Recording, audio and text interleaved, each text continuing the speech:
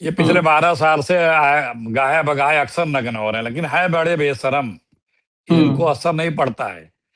और चक्कर क्या ना, बीजेपी जो आज की बीजेपी है, जो आरएसएस है, इनको दाग पसंद है।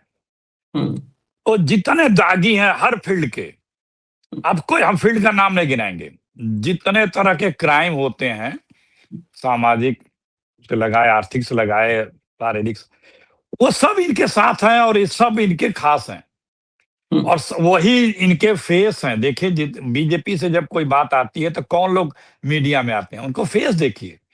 तो बीजेपी को दाग पसंद है, उन्हें नहीं पता, उन्हें ये नहीं चिंता रहती है कि कोई मुझे दागी कर रहा है या गंदा कर रहा है, क्योंकि तो मान ही चुके हम हैं, हमें कोई परवाह नहीं पड़ता हमको, जो क्योंकि जो तानाशाह होता है ये सब चीज की परवाह नहीं करता, वो अपनी सत्ता बचाने के लिए लगा रहता है और तानाशाह सिर्फ सवाल से घबराता है।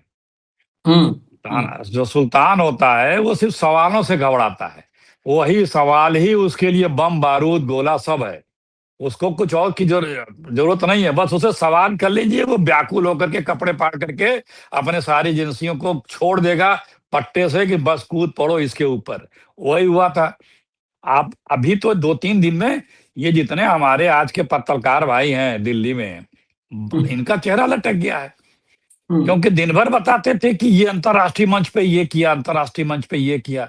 2 वीडियो निकल के आ गया कि मनमोहन सिंह के समय कैसे शर्टलेस प्रदर्शन हुआ, कैसे सभ्यता से उसको हैंडल किया गया और उल्टे पीएमओ से निर्देश दिया गया कि किसी प्रकार की इसके साथ गुस्ताखी नहीं की जानी चाहिए और उसे बाइज्जत 10 मिनट में घर जाने दिया गया। न किसी उस वक्त के लोग पत्रकार तब होते थे, पत्रकार नहीं होते थे, उस वक्त पत्रकार होते थे और उन लोगों ने, किसी ने या किसी कांग्रेस पार्टी के किसी नेता ने ये विलाप नहीं किया कि ये राष्ट्र के अंतर्राष्ट्रीय मंच पे ये राष्ट्र का अपमान किया, ये जो है देशद्रोह किया, ये फलाने किया, ढमाके किया। इनको अपनी इज्जत जब बचा नहीं पाते हैं तो ये राष्ट्र को ला देते हैं। अरे भैया, तुम राष्ट्र नहीं हो, तुम राष्ट्र पे बोझ हो और बोझ जल्दी हट भी जाएगा। तो अब ये बात जनता समझ चुकी है। देखिए, इस देश में राजनीतिक रूप से यदि ताल ठोक करके, लाइन खींच करके कोई बीजेपी आरएसएस से लड़ रहा है तो वो है कांग्रेस पार्टी, राहुल गांधी, सोनिया गांधी, प्रियंका गांधी और कांग्रेस पार्टी के बबरशेर। और धर्म के मामले में अगर कोई लड़ रहा है ताल ठोक के तो वो शंकराचार्य लोग हैं। अब वो दोनों जगह से मुखी खा गए हैं और इनकी पुरानी आदत है कि जो बोले, जो सवाल करे, जो प्रश्न करे, जो मत भिन्न हो, चाहे पत्रकार हो, चाहे साहित्यकार हो, चाहे कवि हो, लेखक हो, किसान हो, वर्कर हो, मजदूर हो, जो भी हो, महिला हो, पहलवान हो, उन सबकी आवाज दबाओ और सबका ये करता रहे हैं। और अब धीरे धीरे लोग इस बात को समझ गए। आप देश को बेच डालिए, आप ध्यान बटा रहे ना, नंगे तो आप एस्टीन फाइल में हुए, दुनिया ने देख लिया। दुनिया में आपके नंगे होने के साथ साथ और दुनिया में इतने लोग नंगे हुए, उस देश के लोग उन पे कार्रवाई कर रहे हैं। मुंह दिखाने लायक नहीं है, बात करने लायक नहीं है, अपने मिनिस्टर को आप डिफेंड कर रहे हैं, जिसे बर्खास्त कर देना चाहिए, जिसे जेल में बंद कर देना चाहिए। कितने ओछी हरकत कर रखी है, जो दुनिया का सबसे बदनाम और सबसे क्या बोलते हैं, कुकर्मी, दुष्कर्मी व्यक्ति था, उससे मिलने की भारत के नेताओं को, मोदी जी की बीजेपी के नेताओं को मिलने की जरूरत क्या थी?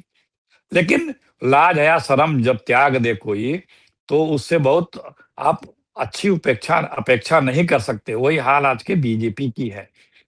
आप देखिए, लड़कों ने, बच्चों ने बड़े शांतिपूर्ण तरीके से अपना एक प्रोटेस्ट किया कि हमारे प्रधानमंत्री जी देश से कंप्रोमाइज कर लिए हैं, भारत एक कृषि प्रधान देश है, जब हमारे एग्रीकल्चर प्रोडक्ट हिंदुस्तान में बिना किसी टैक्स के और बिना इस तरह से अमेरिका से सस्ते दामों पे आ जाएगा, तो हमारा कृषि प्रधान देश के किसान जो आज सबसे बुरी हालत में है, उनका क्या हश्र होगा। अगर इस पे चिंता करके, इस पे जागरूक किया जा रहा है, एक विरोध प्रदर्शन किया जा रहा है, तो इस पे तो उन्हें खुश होकर के ये कह देना चाहिए कि नहीं नहीं, आप लोगों ने अच्छा किया, मेरा ध्यान आकृष्ट किया, हम इस पे पुनर्विचार करेंगे। और देखिए, सुप्रीम कोर्ट अमेरिका की रोक दी इस ट्रेड डील को, लेकिन हमारे साहब ये नहीं कहना ठीक हम भी विचार करेंगे। 10 देशों ने कहा हम इसको रिव्यू करेंगे, हम इसको हम नहीं मानते हैं। लेकिन हमारे सुल्तान जो अमेरिका के राष्ट्रपति के रिमोट से चलते हैं, एआई के बने हुए हैं ये, इनका रिमोट वहां पे है और यहाँ पे ये जो वो जितना बोलता है उतना ये बोलते हैं। तो कम से कम ये तो बोलो भाई कि जब आपके सुप्रीम कोर्ट ने रोक दिया है तो हम भी अब रिव्यू करेंगे। उल्टे 4 दिन पहले अभी जो हमारे जितने सोलर से रिलेटेड इंडिया अमेरिका को एक्सपोर्ट करता था, उस पे 127% इंपोर्ट ड्यूटी अमेरिका ने लगा दिया। और ये बात ध्यान रहे कि अमेरिका में जितना सोलर का इक्विपमेंट इंपोर्ट अमेरिका करता है उसका 2/3 भारत से जाता है। अब यहाँ के जो बड़ी बड़ी इंडस्ट्रियां हैं जो हमारा सोलर का काम करती हैं, वो तो बेचारे कटोरा लेके आने पड़ी हैं। ये बात अलग है कि अब ये बात साहब की बात को समझने का जो क्षेत्र है वो बढ़ता जा रहा है कि कितने नकारा हैं, कितने देश पे बोझ हैं, ये संख्या बढ़ती जा रही है। ये और देखिए कांग्रेस पार्टी ऊर्जा हमेशा रहती है, ऊर्जा में हमेशा रहती है क्योंकि उसके दिल में देश है और देशवासी हैं। हाँ, वो जब से ये सरकार आई है मोदी जी की, सबको नियंत्रित कर लिया उन्होंने करीब करीब। कांग्रेस को कर पाए, राहुल गांधी को कर पाए। 3 दर्जन से ऊपर मुकदमे हैं राहुल गांधी के ऊपर। महीने में 5-7 दिन उनको कोर्ट में खड़े होना पड़ता है। लेकिन सत्य के साथ, देश के साथ, देश हित के साथ वो कभी समझौता नहीं किए। और यूथ कांग्रेस हम भी निकले हैं, ये लड़ाका पार्टी है। ये जो है भाई हमारे समय आनंद शर्मा जी अध्यक्ष हुआ करते बाद में बेटा मर्जी उड़ा पार्टी है। वो क्या पंजाबी में एक शब्द है बोले जाते हैं, मतलब जो जूझने वाले लोग होते हैं। अभी भाव ने बात कही कि पद, देखिए हम लोग क्या धर्म में, साहित्य में एक पद होता है, एक कद होता है। कभी पद बड़ा होता है, कभी कद वाला बड़ा होता है। यहाँ पे तो पद बड़ा है, कद वाला बड़ा छोटा है। जिस पद पे वो बैठा है वो पद बड़ा है, लेकिन बैठने वाले का कद बड़ा छोटा है। नेहरू जी के समय और पहले मनमोहन सिंह के समय या इस टाइप के राजीव जी के समय पद से बड़ा उन लोगों का कद था। दुनिया यहाँ तो खुद बोलते हैं विश्व गुरु हैं। दुनिया में कोई देश विश्व गुरु इनको नहीं बोलता है। एकदम सारे जो होता है ना, देखिए खोटा हमेशा सच्चे से डरता घबराता है, तो वो उसके ऊंचाई तक नहीं पहुंच पाता है तो उसको कद छोटा करता है, अपने साइज में ले आता है। तो जितने संवैधानिक संस्थाएं हैं देखिए उसका कद छोटा कर दिया। तो इनके संगठन में, पार्टी में, बीजेपी में जो इनसे बड़े कद के थे उनको तहखाने में भेज दिया। बौना हमेशा कद्दावर से घबराता है, खोटा सिक्का हमेशा सच्चा नोट से घबराता, डरता है। तो वो जितने भी बड़े कद, इससे बड़े कद वाला होता है उसको वो छोटा करने में लगा रहता है। जिस भांति वो कर पावे वो करने में ही पूरा उसका जीवन उसको मैनेज करने में लगा रह जाता है। तो यही इन्होंने किया। जितने संवैधानिक संस्था है सबका कद छोटा कर दिया, सबकी विश्वसनीयता समाप्त कर दी। कोई ये माने ही नहीं कि अरे यार जो हो रहा है अब तो ये सब होता है, ये नॉर्मल चीज हो गई। इतना गिरावट ला दो कि लोग कहें तो आम हो गया, नॉर्मल हो गया। लेकिन कुछ लोग अभी ऊंचाई को मानने, समझने और उसकी प्राप्ति के लिए इस देश में हैं। और बीजेपी वही नहीं चाहती है कि ये लोग रहें, ये लोग भी हमारे साथ ही रहें। बीजेपी ये चाहती है और जो ऐसा जितना मेरा कद उसी कद में सब एडजस्ट होकर रहें। जैसे ये आंदोलन अभी हुआ ही था और तैसे ही मेरे पास एक नेशनल चैनल का फोन आया। मैंने देखा नहीं था कि क्या हुआ है, मैं गाड़ी में था अपने। उन्होंने कहा गलत किया, हमने कहा एकदम सही किया। हम खूब डिफेंड किए। नाम भी कहिए बता दो, न्यूज 18 था अंग्रेजी वाला। क्योंकि हमारा कंसेप्ट क्लियर है। हमने देश के लिए आवाज उठाई है। जो नेता ने कहा, जिस नेता ने भी ऐसा कहा हो कि जगह से वो उसको कंसेप्ट ही नहीं क्लियर है। हम शांतिपूर्ण तरीके से अगर ये आवाज नहीं उठाएंगे, आप लोकसभा में उठाने दोगे, टीवी डिबेट में बोलने नहीं दोगे, सड़क पे वो निकलने नहीं दोगे। हम लोग यूपी में हफ्ते में 4 दिन प्रदर्शन करते हैं। हाउस अरेस्ट होते हैं, रोज हाउस अरेस्ट होते हैं, हर जिलों में। पुलिस आके बैठ जाती है, कहती है नहीं जा पाएंगे आप, उसके बाद भी हजारों लोग पहुंचते हैं। फिर हम प्रदर्शन कहाँ करें, हम अपनी आवाज बुलंद करने कहाँ जाएं? टीवी में जैसे मोदी जी का, योगी जी का और ये दोनों इनके दो इंडिया में दो बाहर माई बाप है, इनका नाम लो तो एंकर कूद पड़ता है, वो बोलने लगता है, वो चिल्लाने लगता है। हाउस में बोलो तो चिल्लाने लगता है, बाहर कहीं करने जाओ तो पुलिस रोक देती है, बंद कर देती है। ऐलान करो कि हम आने वाले हैं तो हाउस अरेस्ट कर लो। देखिए कुछ हमारे यहाँ लोगों ने अपने आप को ज्यादा लिबर्टी लेकर के और अपने आप को ज्यादा लोकतांत्रिक बनने के चाह में हमारे पार्टी के विचारधारा से थोड़ा इतर बात करने लगे कि हम ज्यादा देखो अब डेमोक्रेटिक है पार्टी के अंदर। अरे भाई हम हमारे लिए राष्ट्र पहले है।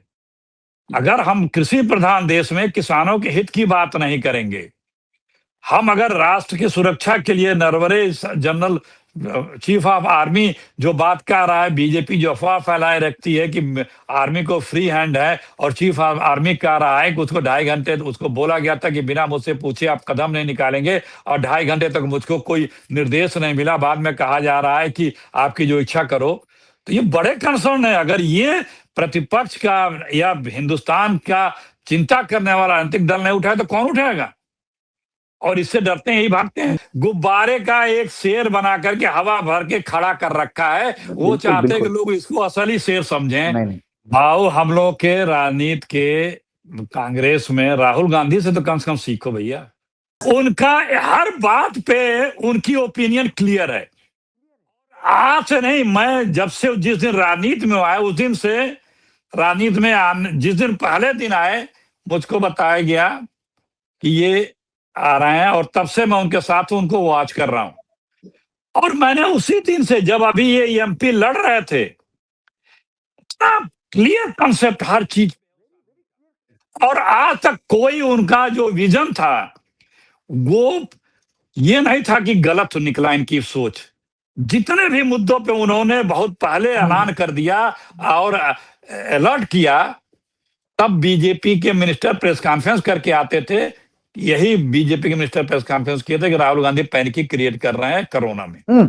चीन का आप रोबोट ला करके जो बदनामी कराए पूरे दुनिया में, हम तो इसको दूसरे रूप में उसी दिन से बोलते हैं। आप हमारे देश की मेधा का अपमान कर डाले।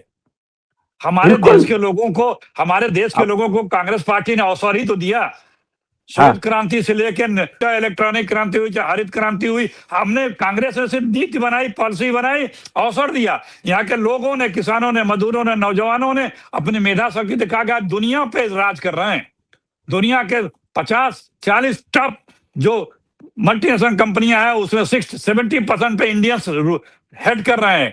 आप एआई में कैसे भुनाना चाहते हो? आप अवसर दो ना, आप अवसर दो, उनके साथ ईमानदारी से मौका दो।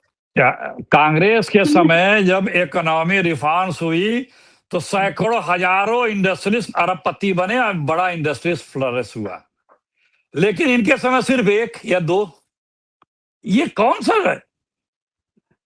इकोनॉमी बड़ी सिंपल सी है। गांव के आदमी से पूछिए, बता देगा कि भैया जरूरतमंद को तुम 2000 रुपए दो तो शाम तक उसकी खरीदारी कर लेगा। वो 2000 रुपया मार्केट में चला जाएगा, वो कहां तक जाएगा, मल्टीप्लाई करता रहेगा। लेकिन अगर जरूरतमंद नहीं है उसको तुम 10 लाख भी दे दो तो रखे रहेगा कहीं। तो जो पैसा तुरंत रोटेट हो, इकोनॉमी उससे बूम करती है, प्रोडक्शन उससे बूम करता है। एक ही आदमी जगह सब इकट्ठा कर दोगे तो क्या होगा भाई? वो रखे रहेगा, उसको क्या जरूरत है?